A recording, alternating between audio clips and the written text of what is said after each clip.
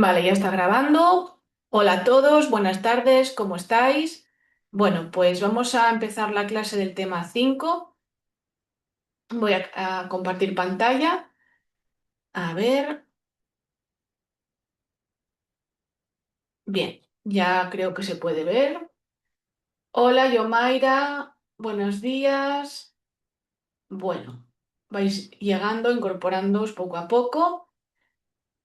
Bien, pues vamos a empezar lo que sería el tema 5, ¿vale? Vamos a empezar el tema 5, contexto para el diseño de materiales en la formación online. Eso es lo que vamos a trabajar durante el día de hoy. También deciros que si tenéis alguna duda respecto a la elaboración de la actividad que presentamos la semana pasada y que, bueno, es el trabajo que tenéis que hacer, también puedo dejar unos minutos al final de la clase antes de terminar para que podáis preguntar dudas sobre el trabajo. Bien, dicho todo esto, vamos a comenzar el tema 5, contexto para el diseño de materiales en la formación online. Vamos allá.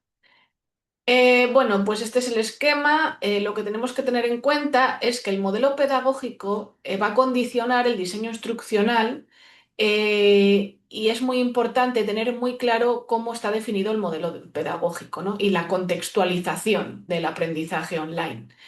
Dependiendo también de la institución donde trabajemos, el modelo pedagógico que utilice condiciona el diseño. Cuando el modelo pedagógico es, por ejemplo, clase magistral y el alumno es más bien un sujeto pasivo, pues el diseño instruccional va a ir encaminado a las clases magistrales. Si buscamos un modelo pedagógico más activo, el diseño instruccional va cambiando en función de la metodología propuesta.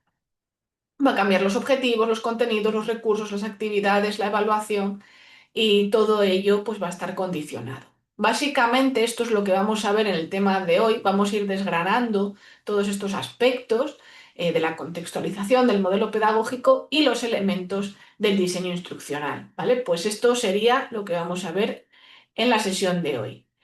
Entonces, lo primero, el modelo pedagógico. El modelo pedagógico es el punto de partida, es lo que condiciona el diseño instruccional. Entonces, ¿qué tenemos que preguntarnos para empezar a realizar nuestro diseño instruccional? Pues, ¿cuál es el modelo pedagógico de mi institución educativa? Esto es lo primero que tenemos que pensar. Por ejemplo, en esta institución donde yo trabajo, es decir, en la UNIR, en la Universidad Internacional de La Rioja, el modelo pedagógico busca aprendizajes activos, busca utilizar diferentes metodologías, participación del alumnado. Entonces digo, bueno, pues tendré que hacer clases prácticas. ¿Cuál es el perfil del egresado? ¿Es de tendencia humanística o es más de ciencias exactas o tecnológicas? ¿Promociona un perfil de egresado global preparado para las exigencias de la sociedad del conocimiento? ¿Qué competencias tiene que desarrollar? ¿Cómo tiene que ser? Entonces hay que tener en cuenta todo esto, hacerse esas preguntas porque eso condicionará los componentes del modelo pedagógico.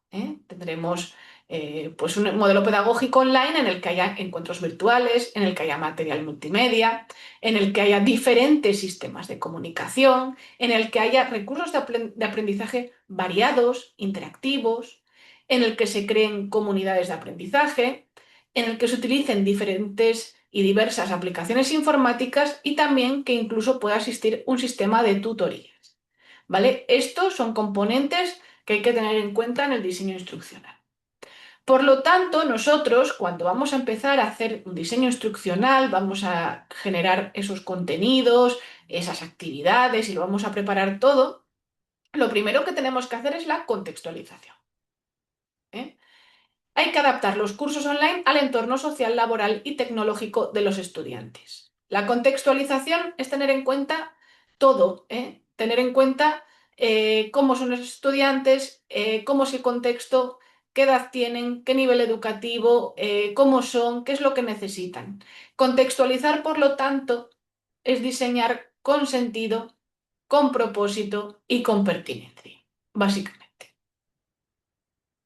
Entonces, cuando estamos hablando de diseño instruccional, que es lo que llevo hablando todo este tiempo, lo primero que tenemos que saber qué es el diseño instruccional, porque nosotros vamos a ser diseñadores instruccionales. Es la organización de los elementos que empleamos a la hora de planificar la enseñanza. Esa organización en la que establecemos un público objetivo, unos objetivos educativos, unos contenidos, unas competencias a desarrollar, unos recursos educativos, una metodología y la evaluación. Todo eso, tener en cuenta todo eso, organizarlo y planificarlo, eso es el diseño instruccional. Bien, hasta aquí todo bien. Esto digamos que es el inicio, que es la parte inicial, el punto de partida. No sé si se va entendiendo bien, me vais diciendo, veo que se va incorporando más gente. Me decís, si tenéis algunas dudas sobre esta parte inicial. Vamos a hacer un pequeño ejercicio antes de empezar. A ver cuántos estáis aquí, 6 personas. Vais a abrir vuestro navegador de confianza, ¿de acuerdo? Vais a abrir, bueno, vuestro navegador, perdón, vuestro chatbot de confianza. Yo voy a utilizar Gemini. ¿De acuerdo? Yo voy a utilizar Gemini, podéis usar ChatGPT, Claude, Copilot, bueno, el que utilicéis. ¿De acuerdo? Vais a abrir una ventana para hacer un prompt. Vamos a utilizar la IA para hacer prompting en el diseño instruccional. Aquí tenemos el prompt. Eres un diseñador instruccional experto. Vas a crear un curso para... Uy, espera, que hice clic y lo pasé. Bueno, pues eso. Eso es lo que vamos a hacer. Entonces, abrís la ventanita, ¿de acuerdo? Abrís la ventanita de vuestro chatbot de confianza y vamos a escribir. Bien, podemos decirle a la IA que es un diseñador instruccional o que asume el rol de un diseñador instruccional experto. ¿Vale? Lo primero es darle un rol a la IA. Vas a crear un curso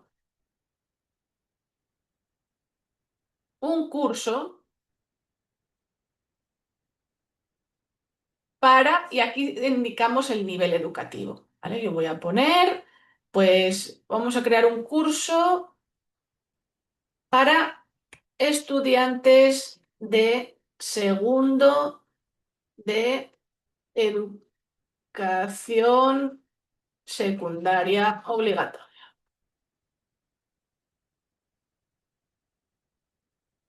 de España, de la asignatura, vamos a poner de la asignatura de lengua castellana, ¿vale? Luego, especifica los objetivos contenidos a desarrollar, ¿vale? Vamos a indicarle esto.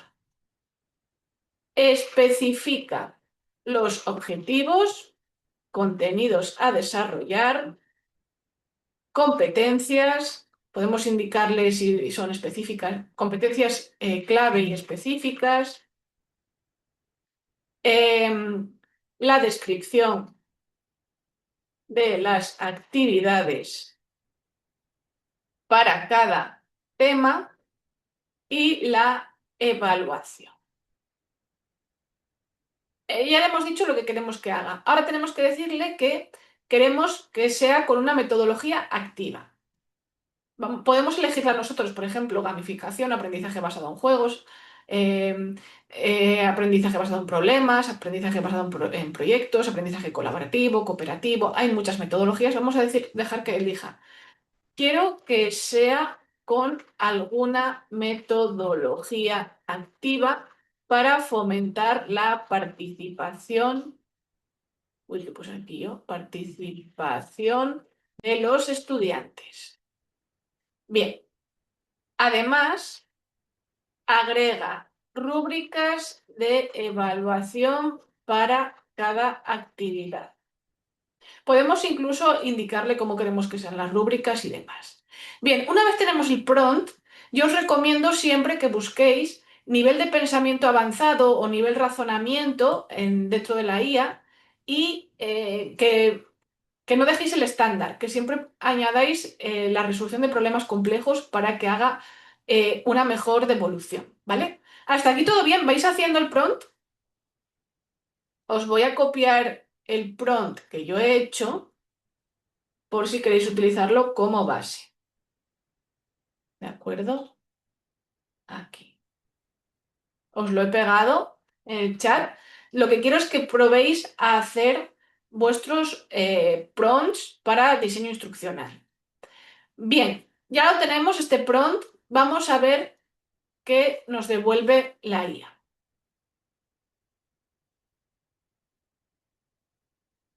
Está en ello, ¿eh? Id haciéndolo vosotros también. ¿vale? Estamos pidiendo ayuda a la IA para nuestro diseño instruccional y vamos a hacer un ejemplo. Yo lo voy a hacer para segundo de la ESO. Bien, en este caso, como es para España, va a utilizar el marco de la ley LOMLOE eh, y va a utilizar el aprendizaje basado en proyectos y el aprendizaje cooperativo como metodologías activas. El proyecto transversal se titulará Voces de Barrio, creación de un podcast cultural y social. Y van a desarrollar destrezas lingüísticas de forma integrada.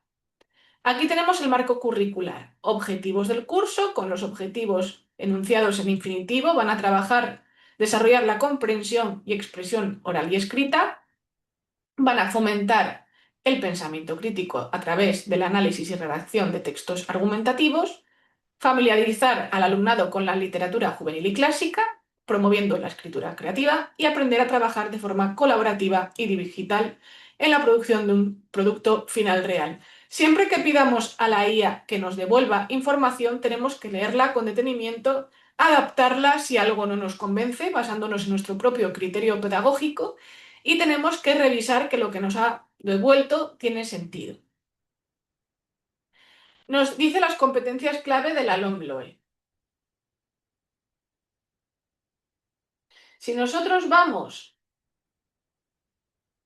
a las competencias clave de la LOMLOE, vamos a buscar currículos. Aquí, secundaria obligatoria. Vamos a secundaria obligatoria y vamos a las competencias clave de la educación secundaria obligatoria. Vamos a ver si tiene sentido, ¿vale? Competencia en comunicación lingüística, vale, CCL es esta. Competencia digital, muy bien. Competencia personal social y de aprender a aprender, muy bien. Competencia en conciencia y expresión culturales. A mí siempre me gusta comprobarlo porque alguna vez se ha inventado, a veces alucinan las IAs y se inventan cosas. Luego, competencias específicas de lengua castellana. Podríamos ir buscándolas. Educación secundaria obligatoria. Podemos ir buscando las materias. No, esto es lengua extranjera. Aquí, lengua castellana. Aquí tenemos las competencias específicas. Lo que voy a hacer es lo siguiente. Vamos a dividir la pantalla en dos y vamos a comparar. Competencias específicas de lengua castellana. Comprender e interpretar textos orales multimodales en diferentes ámbitos. Bueno, aquí lo que tenemos es que la competencia, tal y como está definida, es mucho más larga que la que nos pone la IA, así que podríamos modificarlas para que sean más acordes a esto que tenemos aquí, que es una descripción más completa. ¿Vale? Por ejemplo, producir textos escritos coherentes, cohesionados y demás, la competencia completa tiene esta definición, no la que nos viene aquí. Entonces siempre tenemos que revisar lo que nos devuelve la IA. Saberes básicos, contenidos, esos también lo podemos revisar. Vamos a separar vistas, desarrollo de la materia. Espera, lo que estoy buscando, saberes básicos. A ver. Mm,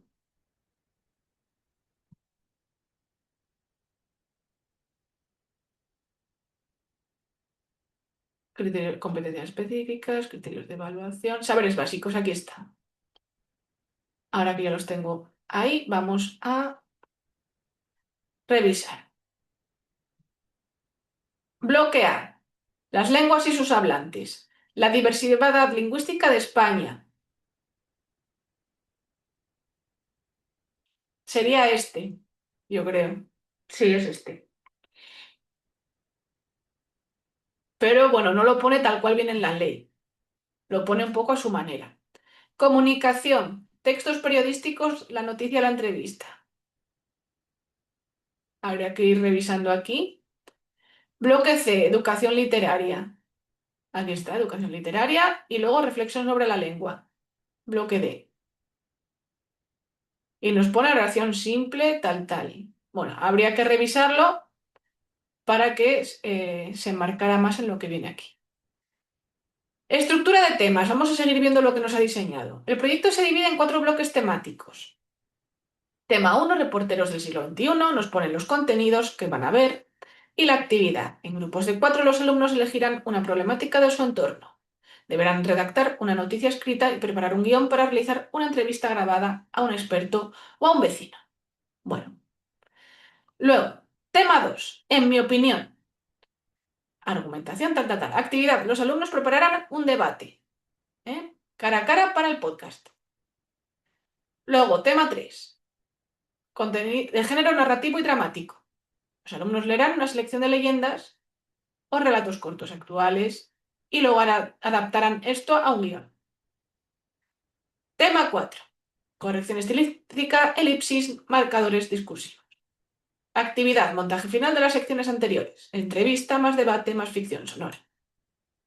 Evaluación y rúbricas. Aquí nos dicen la evaluación, el profesor, 70%, coevaluación y autoevaluación. Estos son los pesos que nos da la IA. Podemos estar de acuerdo o no. Rúbrica de la actividad 1, reportaje y entrevista. Y nos da la rúbrica. Rúbrica que podríamos exportar haciendo clic aquí, la podríamos exportar para utilizarla. Tendríamos que revisar si le falta algo más de concreción, cómo se va a aplicar, simplemente nos la da. Luego podemos ir preguntando a la IA, pues bueno, cómo se aplicaría, de qué manera y demás. Nos da las 3 rúbricas para las 3 partes del trabajo. Ahora lo interesante es ir iterando, ir añadiendo interacciones con la IA para que vaya concretando más las actividades, para que nos vaya diseñando poco a poco este diseño instruccional. ¿Qué os parece? Me decís en el chat. ¿Qué os parece lo que acabamos de hacer? Que es pedirle a la IA que nos ayude con nuestro diseño instruccional. Hemos hecho un prompt y esto es lo que nos ha devuelto. Bueno, ahora me gustaría que me dijerais cómo habéis introducido vosotros el prompt y qué os ha devuelto la IA. Incluso podéis compartir haciendo clic aquí, hacéis clic aquí en compartir conversación, podéis compartir lo que os ha devuelto. Venga, espero ahí lo que os ha salido, me decís en el chat, ¿de acuerdo?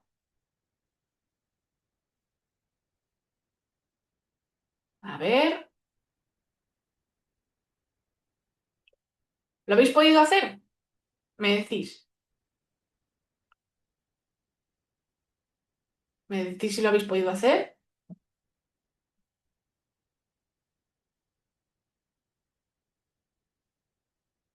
¿Estáis ahí pensando?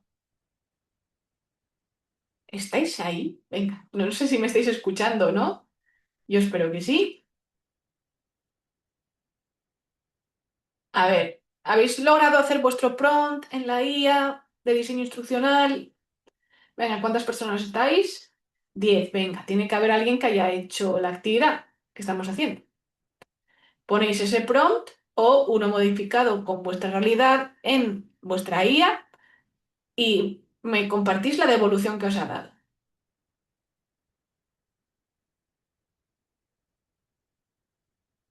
A ver, ¿estáis ahí? Decidme algo en el chat si estáis ahí. Sí lo he hecho. Ah, vale, vale. Sí, eso es, Oscar. Compartes la conversación. Compartes la conversación y así podemos ver lo que te ha devuelto la IA. Bueno, compartir la conversación aquí en Gemini. En ChatGPT es parecido. Vamos a ir a ChatGPT. En ChatGPT, bueno, para compartirse, voy a poner aquí hola. Para compartir es aquí arriba, aquí. Compartir y te permite compartir la conversación. ¿Los demás cómo vais? ¿Cómo vais los demás?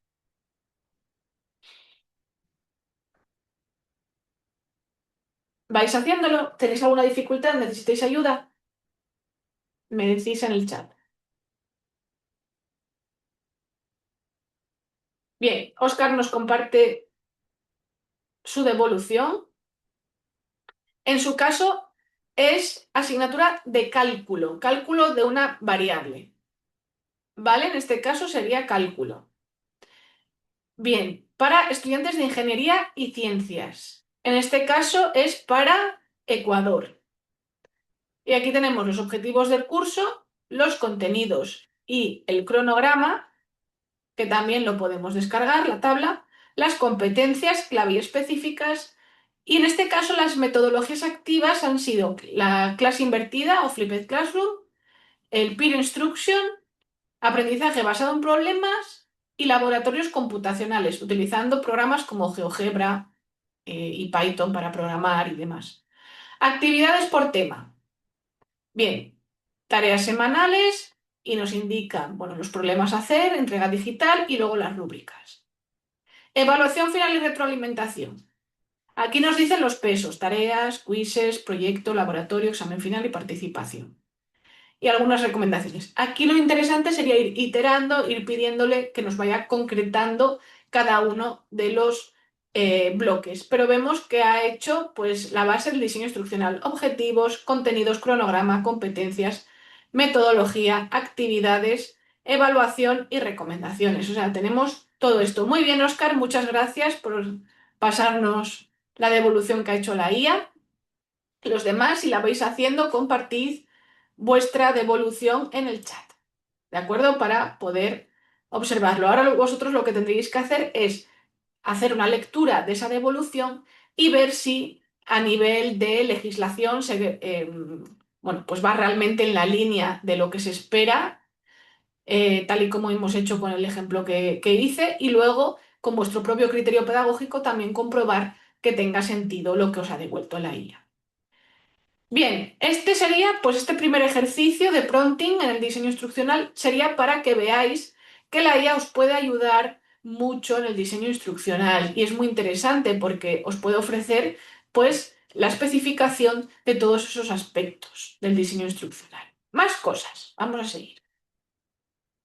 La estructura básica del diseño instruccional, tal y como nos lo ha devuelto la IA y tal y como vemos siempre en los cursos, sería esta. Sería, por un lado, los objetivos, que son las metas, lo que queremos alcanzar. Por otro lado, estarían los contenidos, que es una gran parte de lo que van a aprender.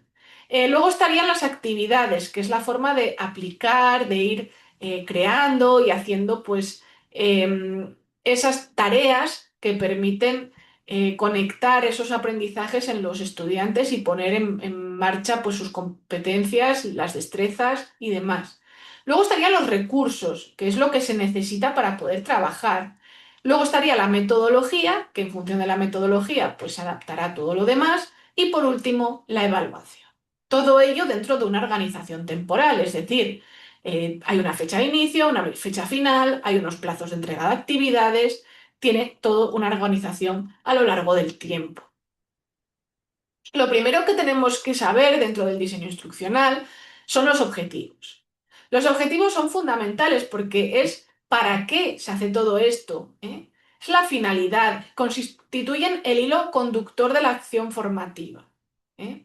Tienen que expresar de forma clara y precisa las metas a lograr, las condiciones para lograrlas y el tiempo en el que se esperan alcanzar. Los objetivos siempre tienen que ser claros, asumibles, tienen que ser realistas, tienen que ser concretos y tienen que estar formulados con verbos en infinitivo. Aquí tenemos algunos ejemplos basándonos en la taxonomía de Bloom y las diferentes dimensiones cognitivas, ejemplos de verbos que nos servirían para elaborar los objetivos.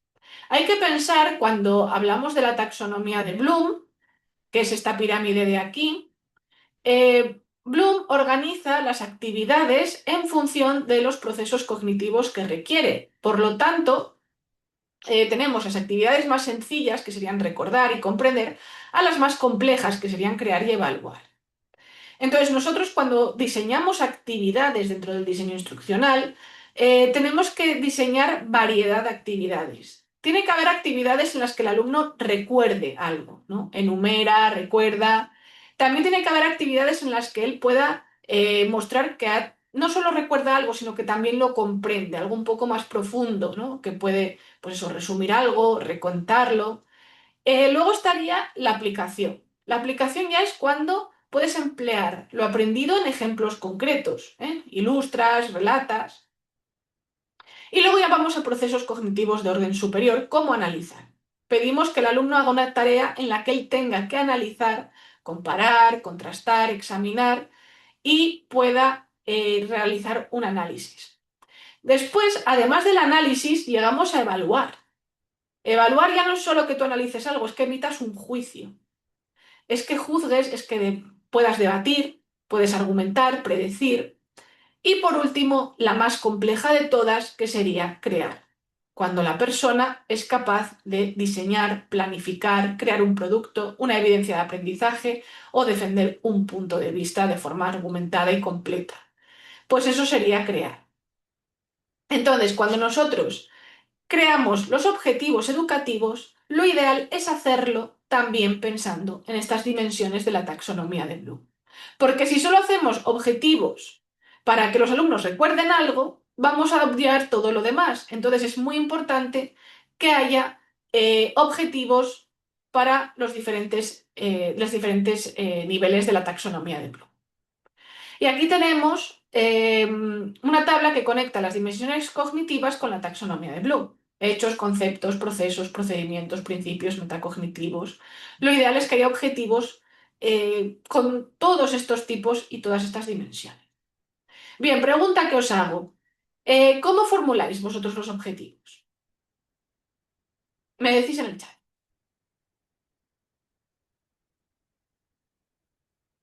¿De qué manera hacéis vosotros los objetivos? ¿Tenéis en cuenta esto? ¿Tenéis en cuenta otras cosas? Porque hay más formas, de formular objetivos. Me decís en el chat.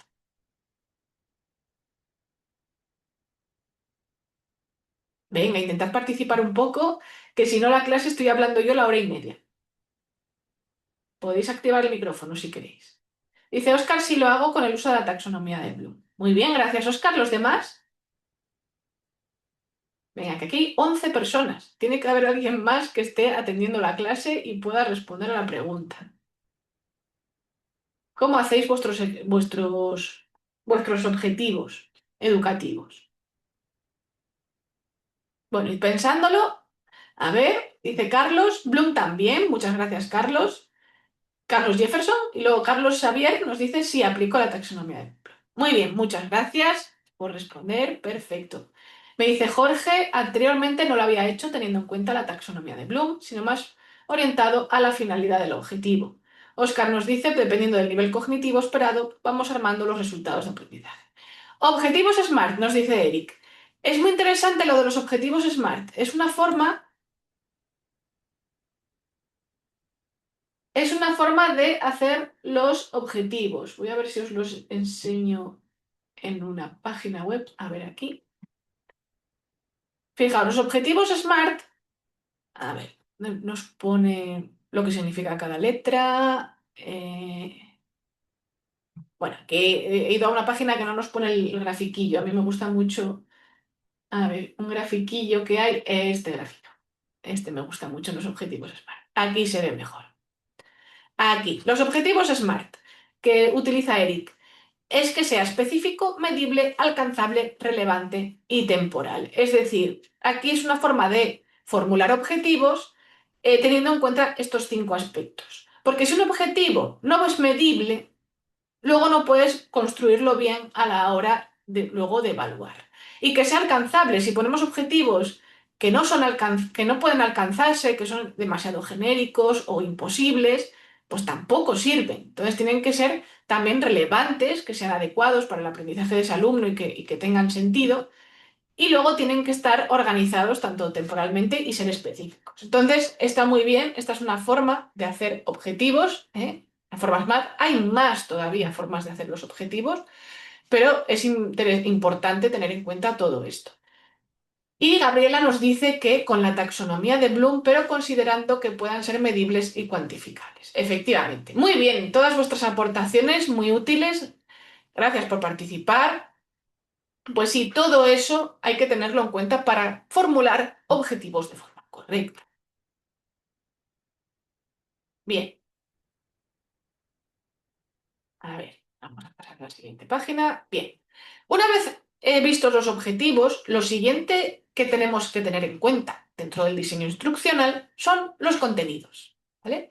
Los contenidos tienen que ser pertinentes para el logro de objetivos y competencias a desarrollar por los participantes en el proceso formativo. Es decir, los contenidos tienen que estar intrínsecamente relacionados con los objetivos, van a ser necesarios para hacer las actividades y estarán relacionados con los recursos, la metodología y la evaluación. O sea, todo tiene que tener coherencia, porque es que si no, no tiene sentido. Es muy importante esto. Los contenidos pueden ser de diferentes formas.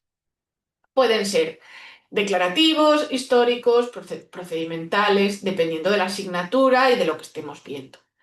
Pueden implicar que la explicación y el conocimiento de procesos y de procedimientos. Cómo se hace algo, cómo funciona algo, de qué manera es esto. También pueden ser dirigidos a afectar actitudes y valores. ¿Qué opinas de esto? ¿Esta cuestión ética o filosófica? ¿O esto es correcto? ¿Esto es una opinión? ¿Esto es un hecho? Ese tipo de cuestiones. O involucran procesos reflexivos o comportamentales. O sea, los contenidos pueden ser, como vemos, de muchos tipos. Vosotros, como diseñadores de contenidos, tenéis que cuidar varias cosas. Primero, que sean atractivos, que cuando el estudiante los esté viendo, bien sean contenidos, pues eso, pueden ser de muchas maneras, visuales, textuales, en vídeo, audio, pues tienen que ser atractivos, adaptados al formato web, es decir, que tú al consultar, estamos pensando siempre en un entorno online, pues tú al consultar la página web, y ahí están pues los temas, los contenidos, tienen que estar adaptados, que tengan, si son texto, pues que tengan un correcto tamaño de fuente, que sean legibles, si son vídeos, que puedas hacer clic y verlos, bueno, este tipo de cosas. Aprovechando los recursos multimedia y la hipertextualidad. La hipertextualidad son los enlaces, que haya enlaces a los contenidos, hagas clic en los enlaces y los vayas viendo. ¿Vale? Así es como serían los contenidos. También hay que tener en cuenta varias cosas. Dependiendo del nivel educativo en el que nosotros estemos impartiendo docencia, hay que tener en cuenta el currículo de etapa, el currículo de asignatura, si es para educación infantil, primaria, secundaria, bachillerato, universidad, FP, cursos de otro tipo, todo eso, pues hay que tener en cuenta qué es lo que tenemos que trabajar. Y luego otra cuestión de los contenidos es que cuando se vayan creando, se vayan compartiendo, tienen que servir para explicar lo que se va a trabajar, para que puedan los estudiantes realizar ese conocimiento, construir ese conocimiento, pero también de procesos y procedimientos. No simplemente memorizar datos sin más, no, el conocimiento implica muchas más cosas y los procesos y los procedimientos son muy importantes también. Y también se pueden orientar al fomento de actitudes y valores buscando esa reflexión, ese cambio en el comportamiento. O sea, tenemos que apelar a todos los niveles, ¿vale? Cuando estamos diseñando esos contenidos. Bien, además de los objetivos y contenidos, las actividades. Ahora vamos a ver las actividades, porque es una parte fundamental. Es donde van a trabajar los estudiantes y van a poner en práctica esos contenidos para que han visto y además van a trabajar buscando ese logro de objetivos, demostrando esa adquisición de competencias. O sea, las actividades son un pilar fundamental en el diseño instruccional. Tienen que ser, obviamente, coherentes con los objetivos, es decir, las actividades tienen que buscar el logro de los objetivos. Y tienen que ser creativas, tienen que ser dinámicas. Van muy ligadas a la metodología, ¿eh? En función de la metodología, las actividades serán de una manera u otra. Y tienen que suponer un reto. ¿Vale? En futuras sesiones de este curso veremos diferentes metodologías, pero ya os adelanto que eso, que las actividades van muy ligadas a la metodología. Y tienen que suponer un reto porque si son demasiado fáciles, el alumno pues no va a aprender gran cosa, y si son demasiado difíciles, el alumno se va a atascar y no va a poder llevarlas a cabo. Así que tienen que ser un reto, pero adecuado, evidentemente. Bien, preguntas que tenemos que hacernos. ¿Las actividades planteadas constituyen un reto a las habilidades de los estudiantes? Cuando nosotros estamos haciendo un diseño instruccional para nuestros alumnos, ¿las actividades realmente están hechas para esos alumnos? O sea, para sus habilidades, ¿constituyen un reto para ellos? ¿Es fácil que se puedan copiar las respuestas en las actividades? Hoy en día, que el alumno hace un prompt y la IA les da una respuesta. ¿Cómo respondemos a esto? ¿Cómo podemos hacer actividades que sean difíciles de copiar o sean difíciles de responder a través de la IA? ¿Cómo creéis que se puede hacer? Me decís en el chat. Cuando digo que se use la IA, me refiero a que simplemente ponga el prompt, lo que le vuelque, lo pega en un documento y os lo dé. ¿Cómo podemos usar la IA para que haya un buen uso y se evite que el alumno no haga nada? ¿Cómo podemos hacer eso? A ver, espero vuestras respuestas. Aquí yo quiero que reflexionemos sobre esta segunda pregunta. ¿Cómo podemos hacer actividades en las que el alumnado pueda usar la IA, hacer un buen uso de la IA y no copie y pegue? Vamos, no. A ver, vamos a ver lo que me vais diciendo. Eric, actividades reflexivas, opinión personal, experiencias reales. Jorge, colocar casos para que el estudiante genere capacidad de análisis en su respuesta partiendo del conocimiento adquirido. Muy bien. Yo lo que recomiendo, cuando ellos están haciendo esas actividades reflexivas que decís y esos casos, recomiendo que además los alumnos elaboren como un diario de uso de la IA y expliquen, pues eso, cómo han hecho el prompt, qué les ha devuelto, qué adaptaciones han hecho de lo que se les ha devuelto, porque ahí es donde está el aprendizaje, en el proceso de reflexionar sobre el prompting, sobre la devolución de la IA, la comprobación de la devolución de la IA, y también que reflexionen sobre aspectos éticos del uso de la IA. Esa reflexión. Ahora vamos hacia ese punto de que el alumno usa la IA para hacer sus actividades, pero ¿de qué manera la usa, no? ¿Cómo la tiene que usar correctamente? Y luego otra cuestión importante. ¿Implican procesos cognitivos de orden superior? Volviendo a la taxonomía de Bloom. Estos son los procesos cognitivos de orden superior. Os voy a señalar aquí estos. Estos son los procesos cognitivos de orden superior. Puede aplicar, puede analizar, puede evaluar, puede crear el alumno. Entonces, esto vamos a volver otra vez a la diapositiva en la que estábamos. Aquí. Implican procesos de orden superior. Por lo que dicen Eric y Fernando, digo, perdón, Eric y Jorge, sí, porque tienen que hacer esos análisis, tienen que reflexionar, tienen que evaluar también su propio trabajo.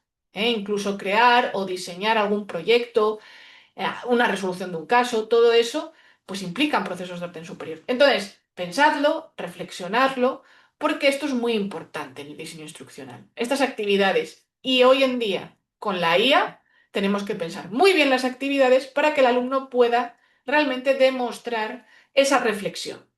Cuando usan la IA, que no lo haga todo la IA, sino que ellos hagan esas valoraciones, esas comprobaciones, esas reflexiones, esas argumentaciones, basándose en lo que les ha ayudado la IA, pero tienen que hacer ese trabajo cognitivo.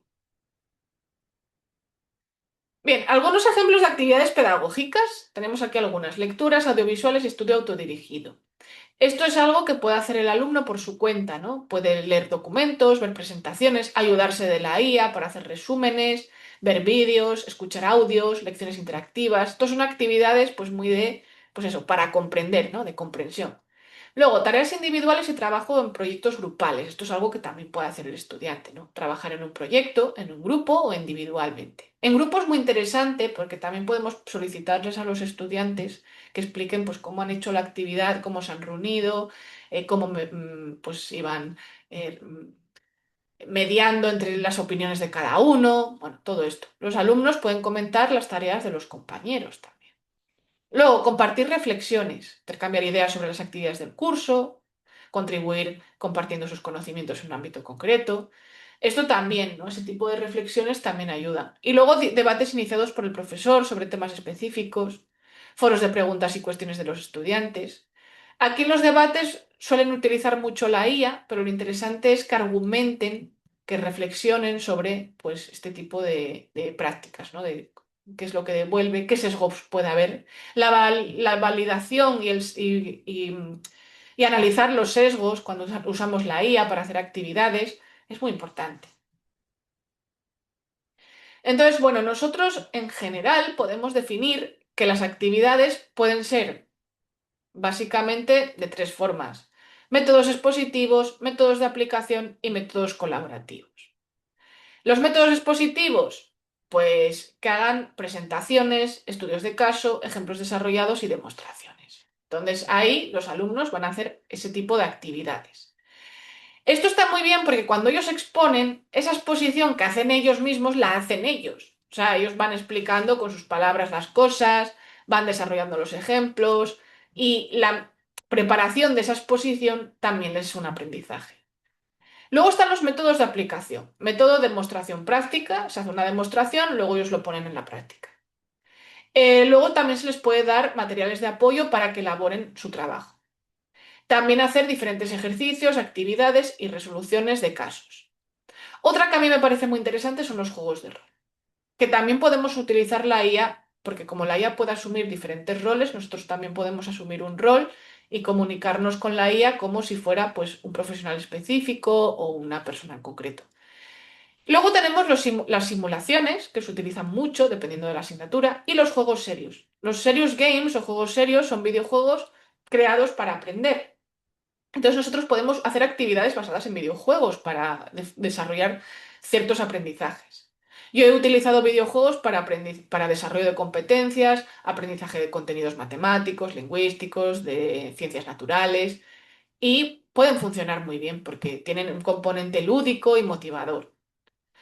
Otro método de aplicación que pueden hacer los estudiantes es una investigación guiada. Incluso pueden apoyarse en la IA para hacer esa investigación, esa búsqueda de fuentes bibliográficas, esas lecturas, esos esquemas y que puedan hacer una pequeña investigación.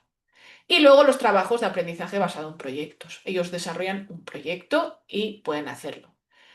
Luego tenemos los métodos colaborativos, que siempre se trabajan con otros compañeros.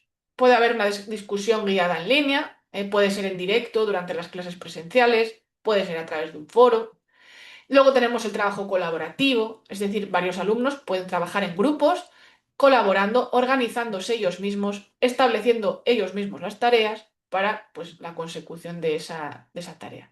Y luego la tutoría entre iguales que a mí me parece excelente para aprender. No sé si la habéis hecho alguna vez, la tutoría entre iguales. Yo sí la he hecho y el alumno, que es el tutor, que ayuda a los demás estudiantes a aprender algo, aprende muchísimo, ayuda a aprender a los demás compañeros y además él refuerza sus aprendizajes y aprende mucho, o sea, haciendo ese rol de tutor entre los compañeros. A mí me parece un método muy interesante para aprender.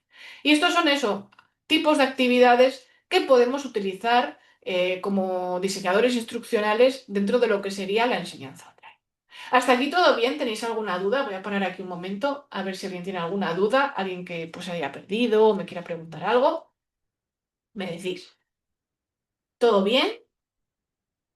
Espero vuestras respuestas.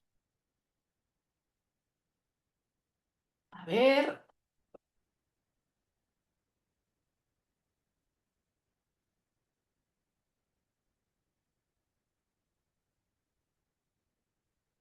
¿todo bien? Entiendo que sí.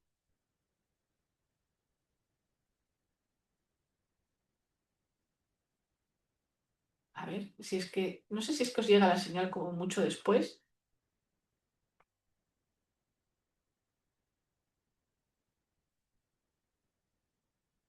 A ver,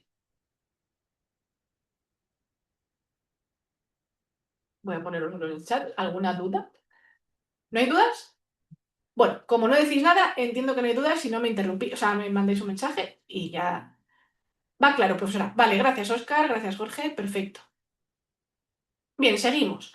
Bueno, vamos a ir recapitulando. Hemos visto los objetivos, cómo formularlos, vimos la taxonomía de Bloom. También nuestro compañero Jorge, creo que fue, sí, fue Jorge, espera que lo mire. No, fue Eric. Nuestro compañero Eric también nos habló de los objetivos SMART. Hay más fórmulas para formular objetivos, fuisteis indicando las que utilizabais. Luego vimos cómo son los contenidos, cómo pueden ser, vimos diferentes tipos de contenidos, las actividades, también vimos distintos tipos de actividades y ahora vamos a hablar de los recursos. Los recursos sirven para apoyar el estudio, son materiales, pueden ser recursos de todo tipo, pueden ser pues, pequeñas aplicaciones, vídeos con preguntas. Bueno, hay muchísimos recursos que pueden ayudar, ¿no? Dentro de la pluralización, es decir, explicar lo mismo de diferentes maneras para adaptarnos a los estilos de aprendizaje de los diferentes estudiantes, pues tener muchos recursos variados pueden ayudar a comprender esos contenidos y al logro de esas destrezas. ¿Cómo pueden ser? Bueno, aquí tenemos infinidad de formatos y tipos de recursos. Tenemos demostraciones y tutoriales. Pregunta que os hago. ¿Cuántas veces habéis consultado un tutorial para aprender algo? Me decís en el chat. ¿Eh? ¿Cuántas veces? Mejor dicho, ¿alguien no ha consultado un tutorial? Porque yo creo que todos hemos buscado en YouTube un tutorial para aprender lo que sea. Dice Oscar muchas veces y Carlos un montón de veces. Sí, efectivamente. O sea, los tutoriales son súper útiles para aprender lo que sea. ¿Eh? De hecho, solo hace falta ir a... Vamos a hacer una prueba. Vamos a ir a YouTube y vamos a buscar tutorial. No voy a poner de qué. Voy a poner tutorial. Pues fijaos, nos sale cómo hacer una camiseta. Tutorial de un filtro de estos de internet. Tutorial de maquillaje. Tutorial de baile. Tutorial de vídeo infinito. Tutorial para hacer unas estrellitas de papel. Fijaos la de tutoriales que hay. ¿Eh? Tutorial de cómo hacer un muñeco que salta en Scratch. Para programar. Tutorial de programación. Cómo dormir. Este tutorial este es mítico. Bueno, cómo utilizar Quiver Vision, que es una aplicación de realidad aumentada. ¿Veis que hay tutoriales del Design Thinking? Pensamiento de diseño. Eh, Hay tutoriales de todo. O sea, aquí tenemos tutoriales de todo tipo. Son de mucha utilidad, ¿eh? Los tutoriales son muy útiles. Luego tenemos vídeos y presentaciones. Aquí hay infinidad, desde documentales, vídeos explicativos, lecciones grabadas en vídeo, vídeos tipo Visual Thinking, bueno, vídeos de todos los formatos que os podáis imaginar. Incluso hay pequeñas mini películas educativas en las que salen unos actores actuando para enseñar alguna cosa. Vídeos hay de todo también. Ya más allá de los tutoriales, tenemos vídeos de todo. También hay tutoriales en texto, ¿eh? No tienen por qué ser los tutoriales en vídeo. Las demostraciones pueden ser, por ejemplo, una guía. Y los vídeos y presentaciones. Presentaciones también se utilizan mucho. Por ejemplo, en Genially, que es esa aplicación tan útil, ¿no? Que podemos utilizar para hacer presentaciones, pues podemos crear presentaciones educativas muy completas. Luego tenemos las clases presenciales virtuales, ¿no? Como la que estamos desarrollando ahora mismo, que nos reunimos todos en un mismo espacio. Los que pueden venir en directo, pues pueden estar dentro de la clase en directo e interactuar en tiempo real, pero también suelen quedar grabadas y luego los alumnos que no puedan venir a la clase en directo, pues pueden ver la clase en diferido y tener ese aprendizaje igualmente. Otro recurso son simulaciones y juegos serios, los serious games y las simulaciones. Se utilizan muchísimo para pues, aprender de forma más contextualizada y más similar a la realidad.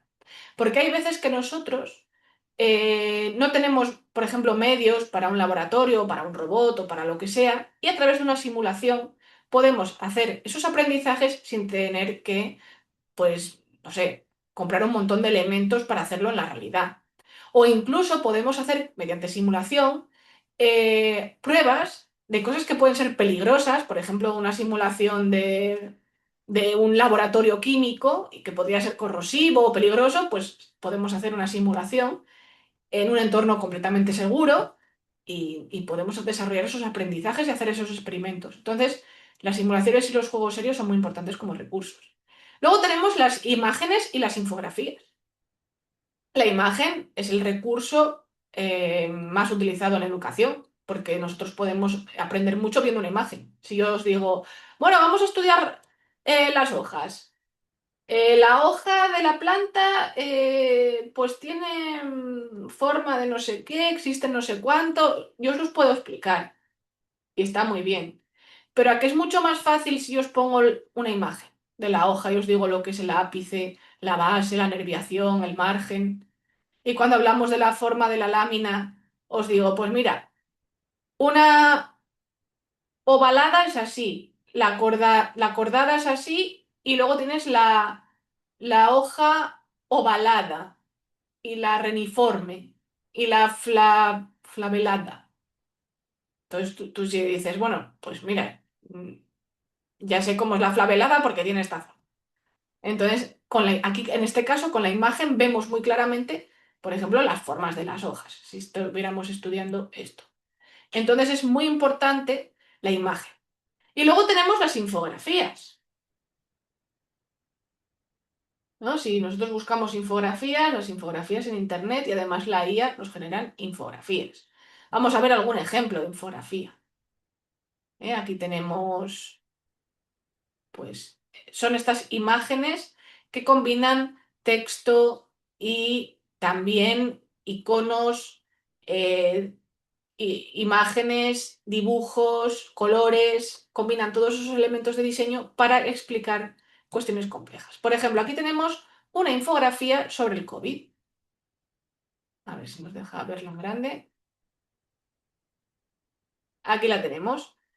COVID-19. ¿Qué es? Síntomas. Consejos de prevención. ¿Qué puedo hacer? Y en una infografía viene un montón de información. Es como un póster. Y vemos mucha información en la infografía. Por ejemplo, infografía del cuidado del agua. Vamos a ver esta infografía. ¿Sabías que el 55% de tu peso es agua? Cuidemos el agua. Bueno, y aquí vienen un montón de datos. ¿Vale? Pues, perdón. Todo esto son infografías. Entonces, la infografía es otro recurso muy adecuado para aprender. Luego tenemos actividades interactivas. Actividades interactivas que se pueden hacer en Educaplay, Genially, WordWall, hay infinidad de aplicaciones, actividades interactivas, donde el estudiante pues, puede ir haciendo clic, puede ir haciendo diferentes tareas para aprender y son recursos muy útiles. Luego tenemos otros recursos que son los foros y el chat. Los foros también sirven para aprender. Hay foros incluso puntuables en los que los estudiantes pues tienen que hacer unas argumentaciones sobre unas preguntas que se les marquen.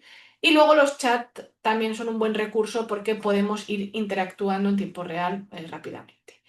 Y todo esto son recursos, tipos de recursos que son adecuados para la formación online. Entonces hay que tener en cuenta que cuando nosotros hacemos un diseño instruccional, lo ideal es utilizar múltiples tipos de recursos, como estos ejemplos de aquí. Y no limitarnos a decir, bueno, pues voy a pasarles a los alumnos presentaciones y documentos en texto y ya está. No, tiene que haber de todo. Tiene que haber vídeos, tiene que haber presentaciones, simulaciones, actividades interactivas, imágenes, infografías.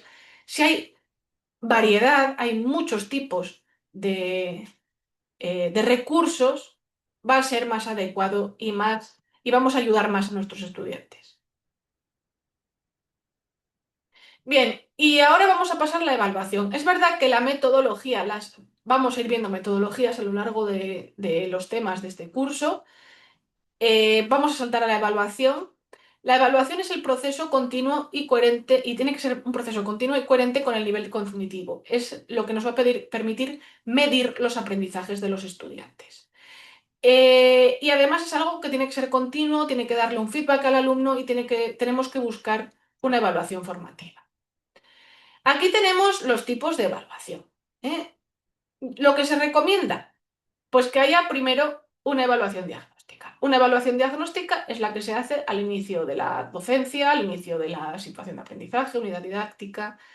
Se hace al inicio para identificar puntos fuertes y débiles antes del proceso de aprendizaje. Es para, pues eso, hacemos preguntas a los estudiantes, hacemos un pequeño test, hacemos un pequeño cuestionario para conocer ese antes, ¿no?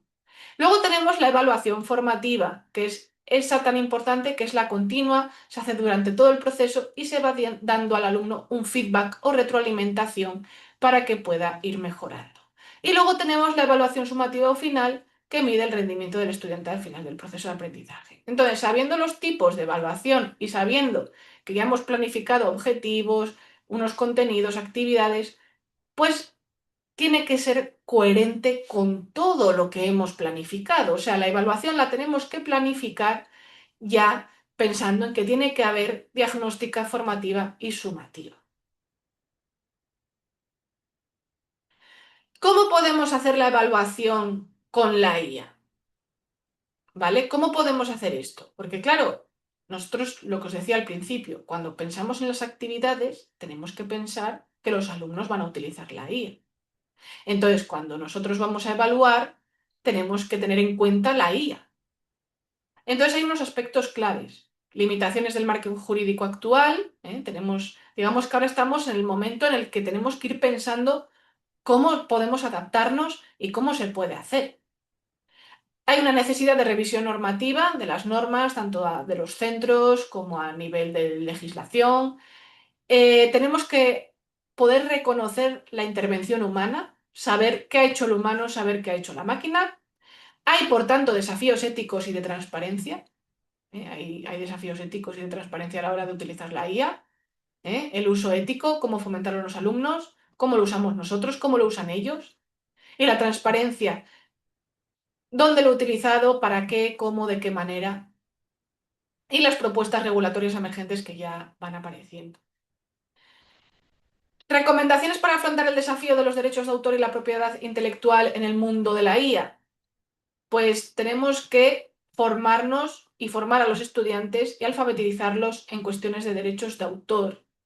También hay una necesidad de políticas claras y colaborativas, sobre todo en temas de la IA, porque hay debate sobre ello. Y luego el impacto institucional y tecnológico sobre los derechos de autor, las autorías, la propiedad intelectual, los países que van regulándolo todo y la educación pues se ve en medio de todo esto. Entonces nosotros tenemos que seguir recomendaciones para respetar los derechos de autor y la propiedad intelectual en la educación superior. Además de los usos adecuados de la IA, hay que pensar también en cuestiones como autores, como el copyright y las licencias Creative Commons. El copyright yo creo que todo el mundo lo conoce, pero las licencias Creative Commons, ¿las conocéis? ¿Os suenan? Me decís en el chat. Me decís en el chat si conocéis esto, que es lo que vamos a trabajar ahora.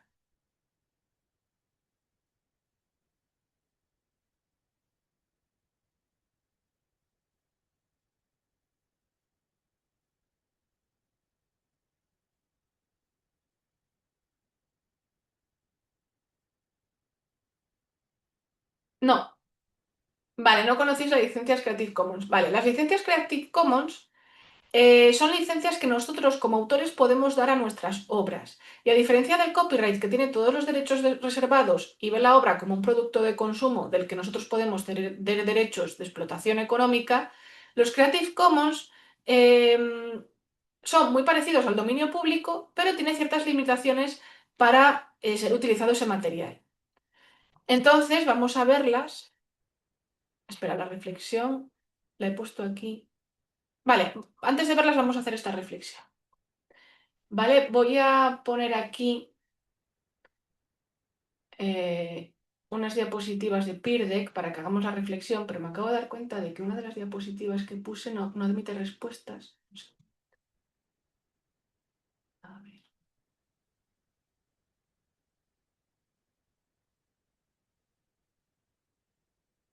ahí, creo que ya está.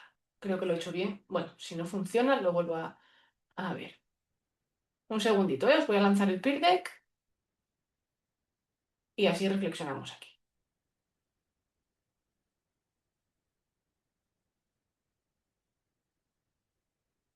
A ver, yo creo que la diapositiva va a admitir respuestas. Espero que sí. Bien, vamos a hacer una reflexión, ¿vale? Entréis aquí, os voy a pasar el enlace, vais a entrar aquí y vamos a reflexionar. Vais entrando, ¿vale? Vais entrando en Peerdeck. Venga, entrad todos. Estáis 12 personas, id entrando aquí. Solo tenéis que hacer clic en el enlace que os he pasado o ir a joinpd.com y poner DMGBFR. Venga, id conectándoos para hacer las reflexiones y así las vamos viendo en pantalla. Esta es la actividad que vamos a hacer hoy. Ir entrando en Peerdeck. Venga, solo ha entrado uno, los demás, id entrando también. Ya entraron dos, venga, que sois 12, venga, que entren más. Ya os lo digo siempre, las clases tienen, yo siempre intento que participéis y hagáis cosas, pero si no participáis es difícil, así que venga, intentadlo, id entrando para responder a las cuestiones, ¿vale? Bien, ya han entrado cuatro. Eso, yo siempre quiero que sean dinámicas las clases, pero tenéis que colaborar. Eso, y hay 6, muy bien, ya vais entrando más, perfecto. Bueno, ahora son 5. Un estudiante ha desaparecido. Venga, un poquito más, que tenemos tiempo para ir entrando en Peer Deck.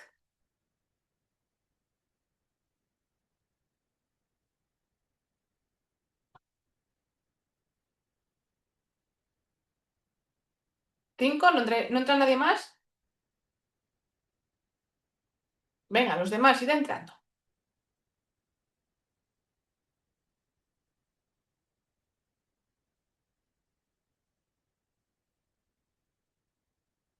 Venga.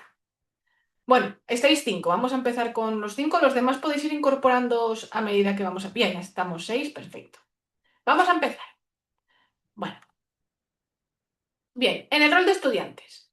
¿Hemos copiado en alguna ocasión algún material textual? Cuando erais estudiantes, ¿vale? Aquí, hablad como estudiantes, no como profesores. Cuando erais estudiantes o siendo estudiantes, por ejemplo, ahora de algún curso como este, ¿habéis copiado en alguna ocasión algún material textual, fotografía, imágenes, vídeos sin citar la fuente? Primero, como podéis mandar varias respuestas, primero vais a enviar una respuesta a la primera pregunta, ¿vale? ¿Hemos copiado en alguna ocasión algún material textual, fotografía, imágenes sin citar la fuente? Porque el Peer Deck admite más de una respuesta, así que primero enviáis la respuesta para esa pregunta y luego ya hacemos la siguiente. Vamos a ir viendo. Sí, vale. Sí, me pasó sobre todo con imágenes, no me fijé si tenía derechos de autor, procuraba citar la fuente, sí, sí, sí, vale, bien. Vamos a la siguiente pregunta. ¿Hemos utilizado la IA generativa y no lo hemos indicado?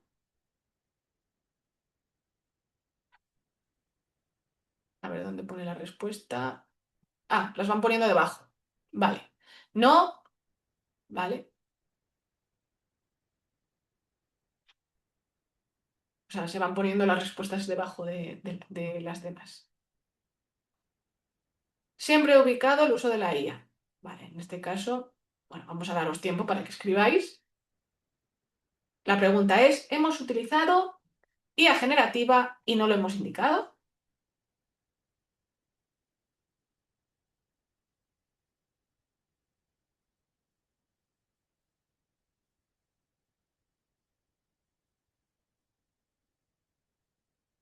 Vale, no, siempre he ubicado el uso de la IA, puesto que es algo que se solicita al enviar trabajos como artículos científicos y algunas veces, ahora sí ya las sé citar, no la he utilizado sin indicar su apoyo y sí.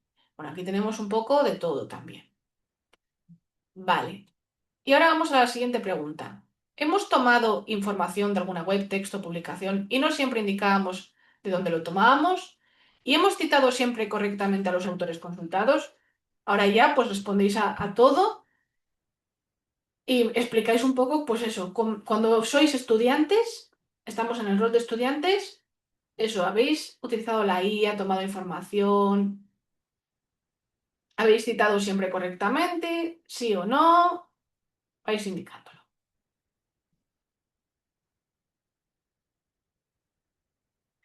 Sí, sí, tal, procura citar, tal. Ahora ya lo uso y también solicito que los estudiantes lo hagan, ¿vale? Esto es importante. Hacerlo nosotros mismos, porque claro, si nosotros no tenemos una formación sobre el uso de las TIC y sobre el uso correcto de la IA, va a ser difícil que luego nosotros solicitemos correctamente las cosas a nuestros estudiantes. Efectivamente. Como estudiante he mencionado, pero no siempre he citado correctamente. Sí, no la he utilizado sin indicar su apoyo, me pasó algunas veces. Bueno, veo que más o menos estas son vuestras respuestas. Muy bien. Vamos ahora a pasar al rol de profesores. Y no sé si esta os deja responder, me decís. Porque yo puse que dejara responder, pero creo que se te quedó atascado. Ah, mira, puedo meterlo aquí. Vamos a ponerlo aquí. Respondéis a esta pregunta aquí, ¿vale? La pregunta es, ¿hemos copiado algún material siendo ya profesores? ¿Hemos citado siempre correctamente a los autores consultados? Las imágenes que utilizamos en nuestras presentaciones están libres de derechos. Si hemos utilizado la IA, lo hemos indicado. Sabemos distinguir entre parafrasear, citar y referenciar como profesores, ¿vale? Entonces, respondéis aquí a las preguntas. ¿De acuerdo? Respondéis aquí a las preguntas. Voy a ver si os muestro las preguntas aquí para que las veáis. Aquí. Hemos copiado algún material, hemos citado siempre correctamente a los autores, las imágenes que utilizábamos en nuestras presentaciones. No sé si esta es la mejor tipo de diapositiva. Sí, porque aquí dibujáis. Esperad, no respondáis porque aquí no hay quien responda. Vamos a utilizar una de escribir. Una de escribir porque la que puse no admitía respuesta. Aquí podéis responder. Sí, ahora sí. Respondéis a las preguntas aquí. Es que cuando lo programé no lo hice bien. Entonces me quedó que no deja admitir respuestas. Ahora podéis escribir en esta. En esta podéis escribir. Verónica, mira a ver si ahora, yo creo que ahora sí puede. Voy a comprobarlo. Vamos a probar. A ver, yo creo que ahora sí deja respuestas, ¿eh? Sí, sí deja, sí deja. Ahora sí, pone aquí type here. Vale, aquí podéis responder a las preguntas. Hemos copiado, hemos citado, o sea, reflexionad sobre eso. Como profesores, ¿eh? Como profesores en vuestro trabajo, si hemos utilizado la IA, lo hemos indicado, de qué manera, cómo lo utilizáis, cómo hacéis toda la cuestión de todas estas cuestiones, eso, cómo lo hacéis.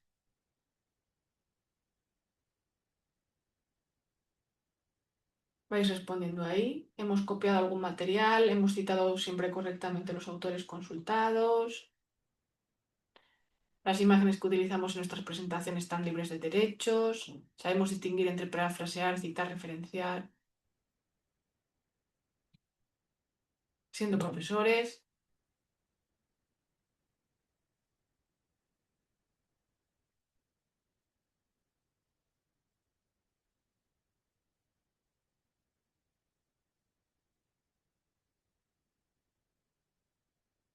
Bueno, hacéis vuestras reflexiones ahí. Bien. De momento habéis respondido tres. Vamos a ir esperando a los demás que vayáis respondiendo. Vais respondiendo a las preguntas. Las tenemos aquí. Os las voy a poner en el chat por si acaso, para que las tengáis fácilmente. Ujú. Bien, ahí tenéis las preguntas en el chat. Vais respondiendo. ¿Hemos copiado algún material? ¿Hemos citado siempre correctamente a los autores consultados? Las imágenes que utilizamos en nuestras presentaciones están libres de derechos. Si hemos utilizado IA, lo hemos indicado. ¿Sabemos distinguir entre parafrasear, citar, referenciar, etcétera? Estas son las tres preguntas y vais respondiendo.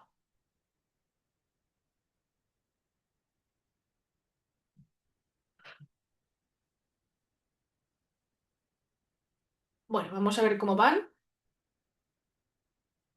Vale, estáis en ello. Vamos a esperar un poquito. Tenemos tiempo.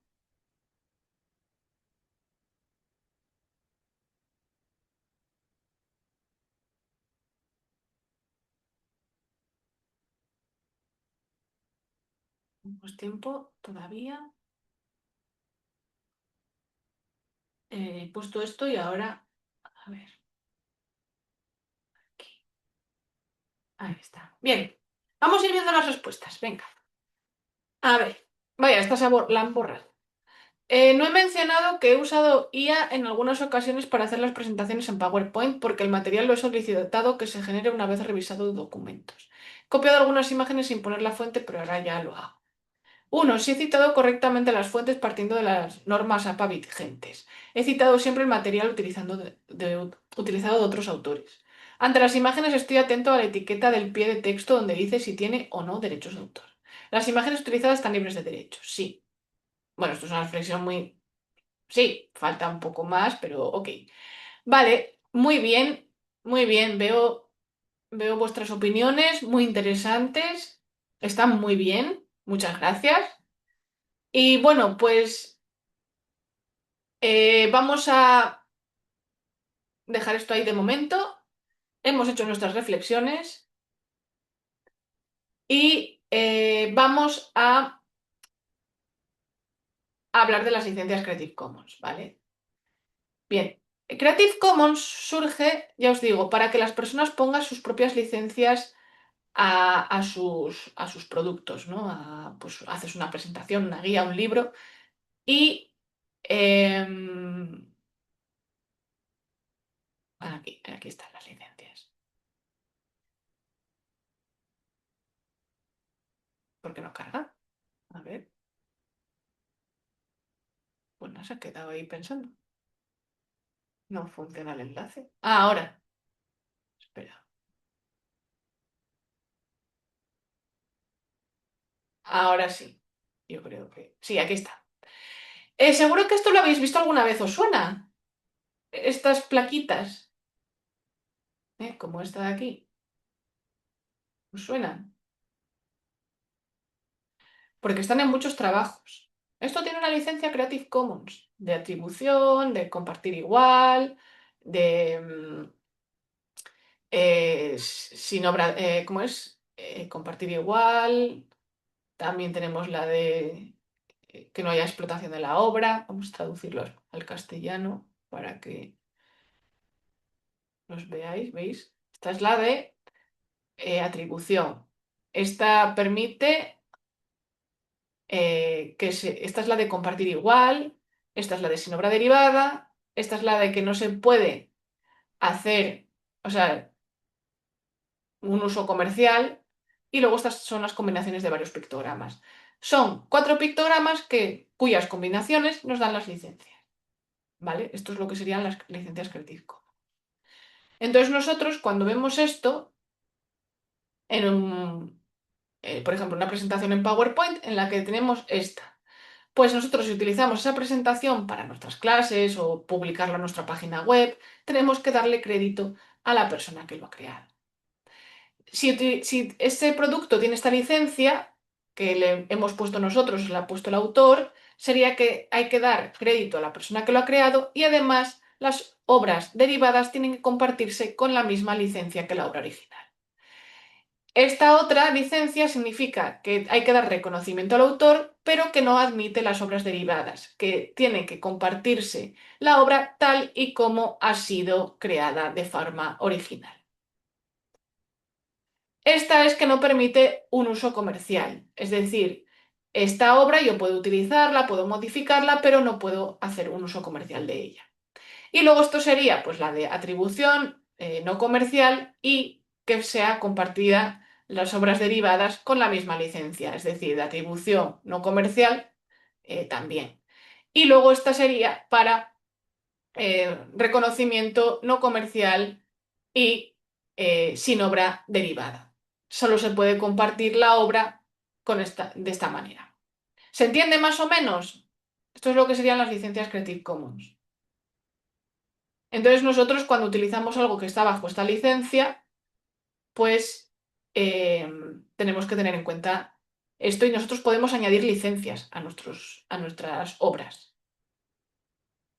Es muy interesante esto de las Creative Commons. Uy. Otra cuestión interesante de la propiedad intelectual y derechos de autor en el sistema universitario es que nosotros cuando citamos algo de algún autor utilizamos normativas, como por ejemplo las normas APA. Las normas APA, también hay normas em, Vancouver, bueno, hay un montón de normas. Las APA es la que usamos en educación. Y luego está esto que es CEDRO, no sé si os suena, esto es el Centro Español, este es de España, este es el Centro Español de documentación, ¿no? De derechos para la reproducción de obras, derechos de autores. Entonces, CEDRO permite que se utilicen contenidos protegidos para bibliotecas, para universidades. Entonces, cuando nosotros tenemos que dar una copia de un documento para los alumnos para que trabajen, a través de CEDRO se pueden gestionar, pues eso, copias para universidades y compartir contenidos que están protegidos por el copyright mediante este sistema, mediante CEDRO. Que esto, bueno, es interesante también saber que existen este tipo de iniciativas. Y luego también otra opción que tenemos es optar por recursos educativos abiertos o recursos con licencias Creative Commons, ¿vale? Esto nosotros podemos buscar en el buscador de Creative Commons, que tiene su propio buscador. Creative Commons, que es lo que estuvimos viendo, tiene un buscador que como han cambiado la página, no, este es el chooser, este es para crear licencias, recursos creo que son. Tienen su propio aquí. Tienen páginas web y tienen también buscadores y recursos con licencias abiertas como estas de Creative Commons. Y luego los recursos educativos abiertos, por ejemplo, en OER Commons podemos encontrar recursos educativos abiertos en oercommons.org, de recursos educativos para todos los niveles. Estos están en inglés, pero en español tendríamos Procomún. Vaya, Procomún de intef.es. Procomúnintef.es, que es la red de recursos educativos en abierto que son gratuitos, reutilizables y demás. Suelen llevar licencias Creative Commons o de dominio público. Y aquí podemos utilizar materiales perfectamente, pues eso, dando reconocimiento a los que los han creado y las podemos utilizar de forma gratuita. Este es el Procomún, es un proyecto del Gobierno de España de recursos educativos abiertos. Más cosas que podemos hacer. Aquí tenemos la normativa de citas, aquí tenemos en UNIR, que os lo quería enseñar, la normativa APA, UNEISO, Chicago y Vancouver. Si queréis aprender a citar con normativa APA, tenéis aquí una guía de normativa APA súper útil de UNIR, que os puede servir. Un videotutorial con ejemplos, el enlace a la web de APA y píldoras para aprender a trabajar con normativa APA. Esto es un recurso interactivo en el que nosotros pues, podemos ir viendo pequeños vídeos en los que nos enseñan cómo hacer citas, cómo hacer referencias. Bueno, pues este recurso lo tenéis ahí en la presentación, también lo tenéis, pues bueno, desde el campus de UNIR y está muy bien que sepáis, pues bueno, que podemos citar contenido indicando pues el autor, poniendo la cita, el año y luego sus referencias bibliográficas. Entonces esto es importante también conocerlo. Y bueno, vamos llegando ya al final de la sesión de hoy, ¿no?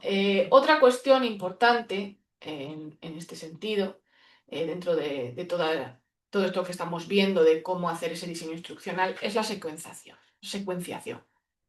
La secuenciación, ¿qué quiere decir? Nosotros cuando establecemos esos objetivos, esos contenidos, esas actividades, los recursos, la metodología y la evaluación, está secuenciado en un tiempo. Tenemos fecha de inicio, fecha final y tenemos que planificar esas sesiones, esa docencia que se va a impartir. Entonces, la secuenciación es la temporalización, el cronograma de la docencia. Y aquí tenemos un ejemplo de cronograma en el que vamos viendo semana tras semana o sesión tras sesión qué tema, o sea, qué parte del temario se va a ver, qué actividades hay asociadas para cada tema y así vemos la organización cronológica completa de lo que vamos a aprender. Entonces sabemos cuándo vamos a empezar y cuándo vamos a terminar, cuándo hay que enviar las actividades, qué plazos tenemos, hasta qué día se puede hacer tal cosa, cuándo vamos a ver tal cosa. Bueno, pues el cronograma es importantísimo porque la organización temporal es la que rige, pues eso, cómo se va a distribuir toda la docencia. Entonces, el cronograma es algo fundamental y muy importante. ¿Vale? Pues bueno, hasta aquí ya llegamos, nos quedan solo unos 10 minutos de clase que voy a dejar para dudas, preguntas, comentarios, cuestiones que me queréis hacer sobre la actividad que os presenté la semana pasada, también dudas y preguntas sobre la sesión de hoy. También os agradeceré que en Peer Deck también me indicáis qué os ha parecido la clase, podéis indicarlo rodeando la carita y ya pues terminamos, ¿no? Ya terminamos la clase. Bien, espero vuestras dudas. Dudas, cuestiones que queráis hacer, preguntas que tengáis. No sé si habéis empezado ya la actividad, si queréis preguntar algo. Pues os dejo estos minutitos finales para vuestras consultas. Me decís.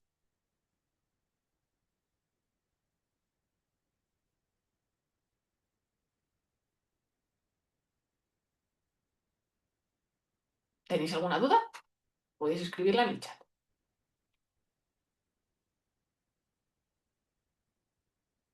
Todo ok, gracias Marlene. Ya sabéis que si tenéis alguna dificultad o os atascáis haciendo la actividad, el trabajo que hay que entregar, me lo podéis consultar en el foro, que para eso está. Que yo voy siempre revisándolo y respondiendo, entonces me preguntáis.